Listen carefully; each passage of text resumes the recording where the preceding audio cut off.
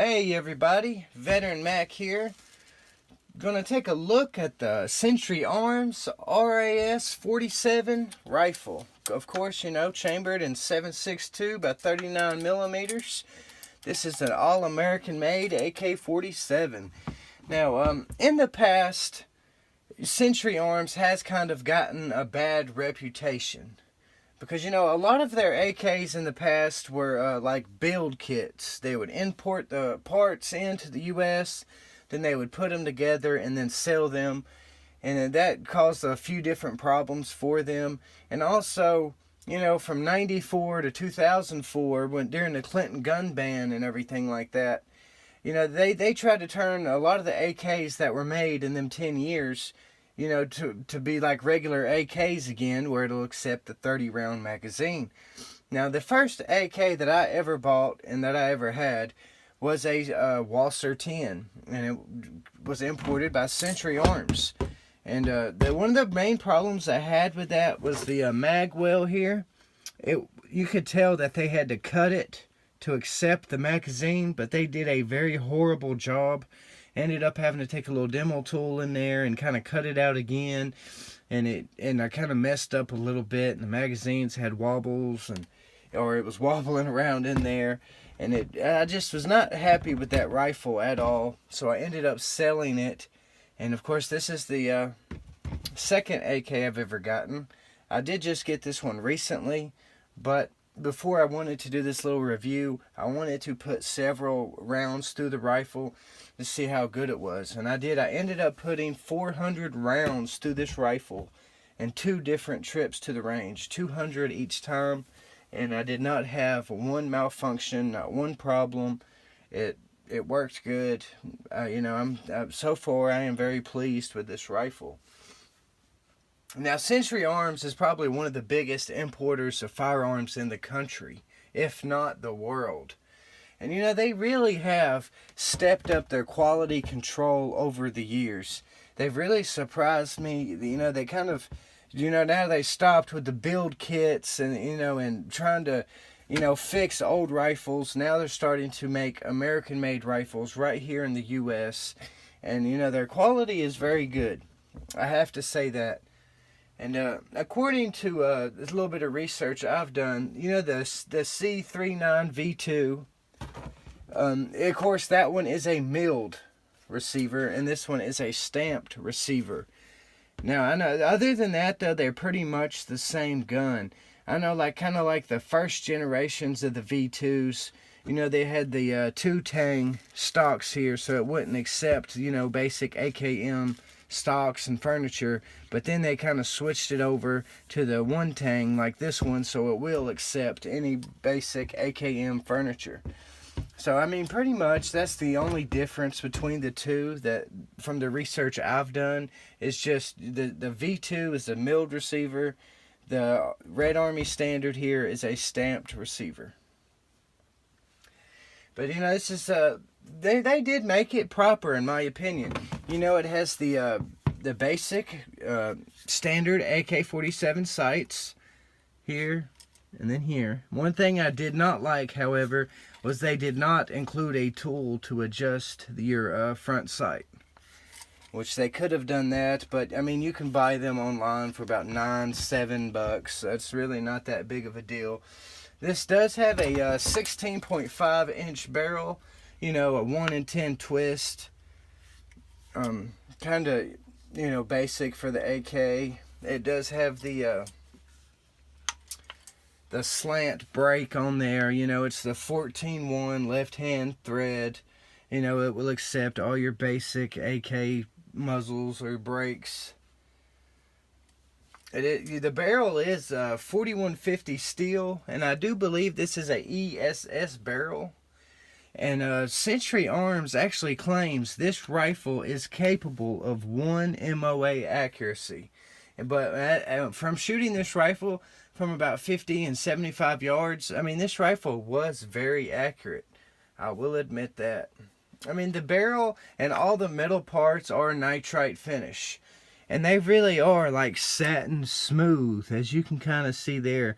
And that's really going to help protect it I believe the inside of the barrel as well, it's not, it's not your standard chrome moly.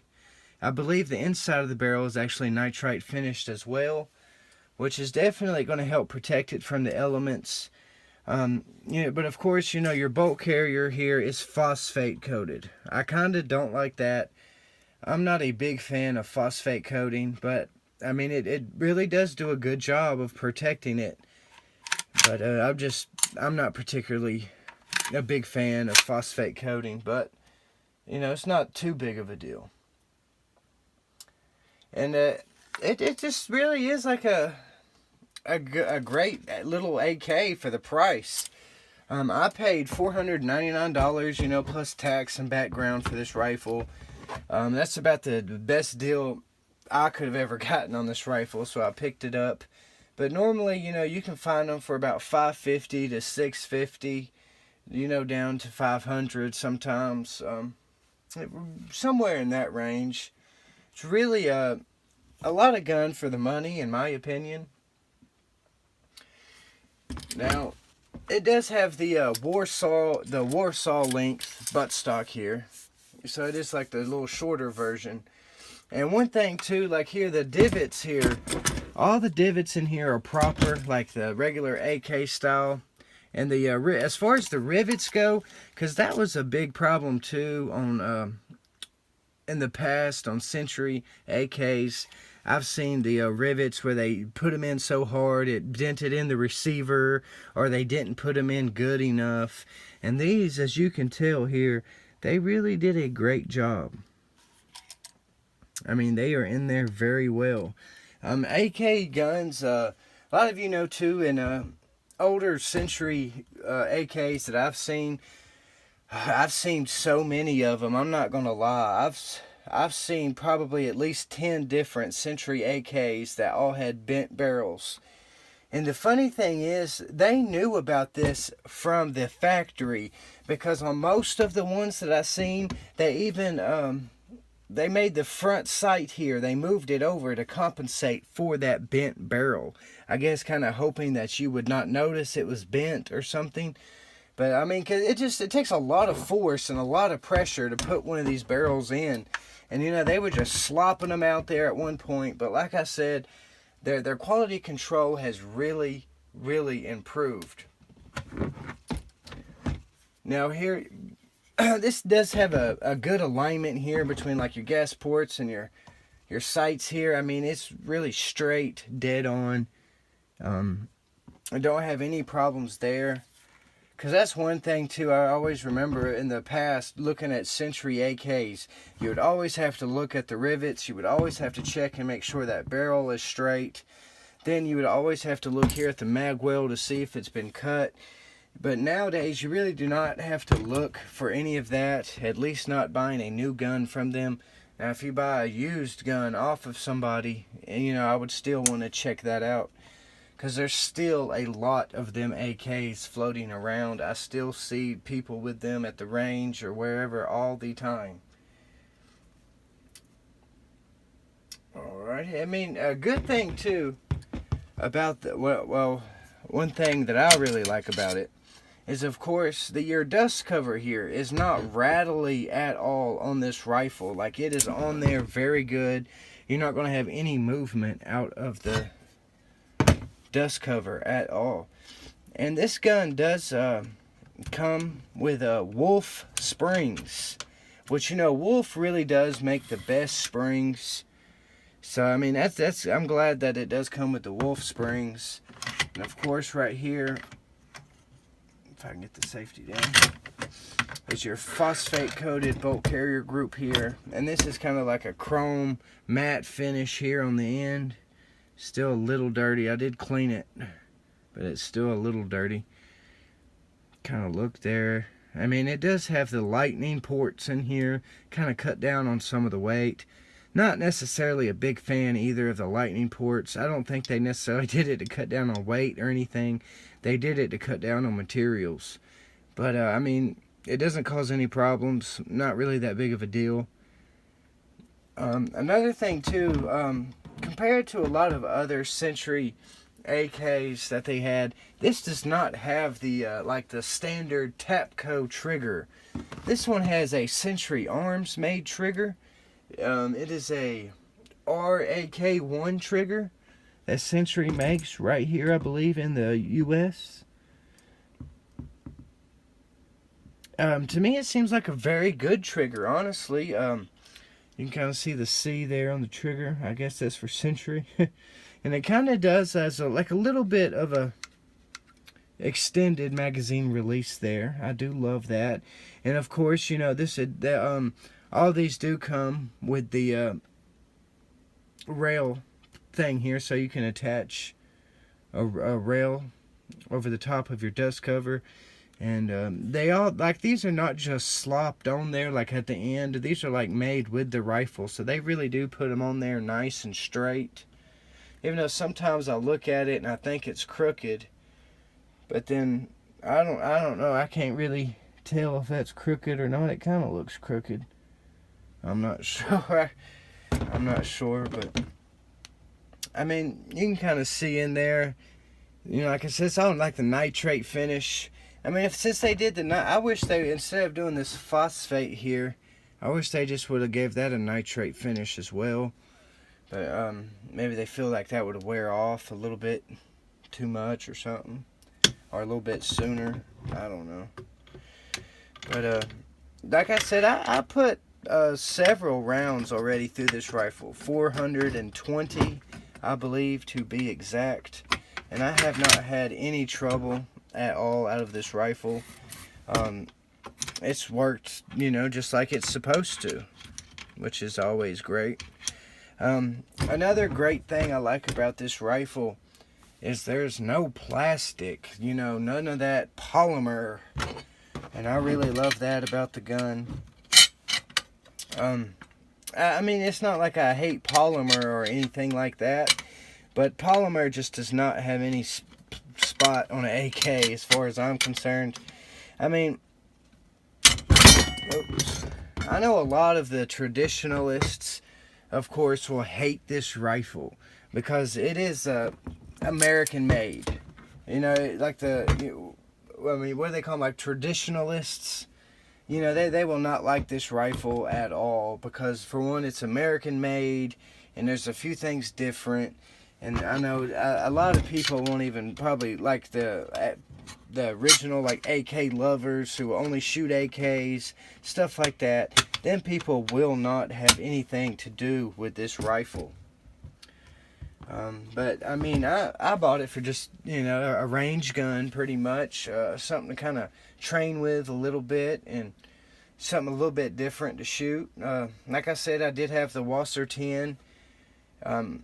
You know, if it wasn't for the mag well and stuff being cut up and all that, I would probably never have gotten rid of that rifle. And it does come with a little bit of a different pistol grip. To me, this is a little an upgraded version compared to the standard AK grip. It fits in the hand quite well. You know, and you do have a really nice, like, smooth as butter. I mean, I could put a little bit more grease in there right now, but that's a really nice smooth action. It really is. Of course, over time, you're going to start to see a lot of wear right in here, where the phosphate coating is going to be coming off. Overall, I mean, the one thing I can't admit, like, it does not have a spot for your cleaning rod. It does not have a bayonet thing. And it does not have a little port in your buttstock here to store, like, a cleaning kit or something like that. But I'm fine with that. It really doesn't bother me at all. One thing, though, I wish they would have done was I wish they would have done the fit and finish a little bit better on the wood here. Not sure if I'm gonna. You can kind of hear that. Now the bottom one, it was tight fit when I went, before I took it to the range. Then after, you know, shooting those 420 rounds, it got a little bit loose. But the top one was always loose from the time I noticed when I got it. You can kind of see there, like, it sticks up and around a little bit. Ultimately, not really that big of a deal. It's just a slight little wobble. I know it's not going to go anywhere, but you know, if they just would have paid a little bit more attention. But again, you know, any standard AKM furniture will fit on this gun. And this is the blonde type furniture. I do know the RAS47, which is the Red Army Standard 47. You can get this, I believe. I know there's a Magpul Furniture Edition. I do believe there is like a dark red furniture as well. And then they have this blonde. I'm not sure. I might end up staining this. I'm not exactly sure. I might get something totally different. Not really too big on the blonde. I mean, it doesn't really bother me, but I just like that dark red look. You know, like a typical normal AK from Russia that you would see. Of course, you know, you got your sling point here at the end of the stock, and then in the standard position. However, this one at the front right here, as you can kind of see it there, I believe, like, if you was to, like, take this rifle into war or something and doing a lot of heavy-duty use, this probably would crack. And as you can kind of see, let me find some good spots to show you. You can kind of see it a little bit in there. The little under the nitrate finish, there's a few little nicks. You can kind of see it in there. There was a few good spots I had seen earlier, and now I can't seem to find them. But I mean, overall, really, this is a great gun for the money. You know, you're looking probably about $600 for this rifle, or $550. And you know, when I did shoot it, and probably this will probably be the only ammo this gun sees, is the old Tula ammo, 7.62, about 39. I might use a little bit of Wolf Polyformance or Military Classic as well. But this AK right here will never see any brass case ammunition. So, you know, it's a really great rifle for the money. You know, I recommend this rifle. Check them out. You know, thanks for watching. Please subscribe. Have plenty more videos on the way, and I'll see y'all later.